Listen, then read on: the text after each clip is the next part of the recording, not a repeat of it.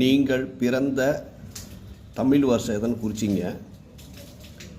அந்த தமிழ் வருஷத்தோட ராஜா யார் அப்படின்னு குறிச்சிங்க. நீங்கள் பிறந்த தமிழ் வருடம் அந்த வருஷத்தோட ராஜா யார் இதை குறிச்சிங்க. அந்த ராஜாவுக்கு மூலத்திரிகோண வீடு எது அப்படின்னு எழுதிங்க. அடுத்தது அந்த மூலத்திரிகோண வீடு உங்கள் லக்னத்திற்கு எத்தனாம் பாவமாக வருகிறதோ அந்த கிரகம் வாழ்நாள் முழுவதும் உங்களை வழிநடத்தும், உங்களுக்கு துணை புரியும், என்றென்றும் உங்களுக்கு உதவி செய்யக்கூடிய கிரகமாக நிச்சயமாக அது அமையும். நம்ம வீடியோ பிடிச்சிருந்தால் லைக் பண்ணுங்கள், ஷேர் பண்ணுங்கள், மறக்காமல் சப்ஸ்கிரைப் பண்ணுங்கள். நன்றி, வணக்கம்.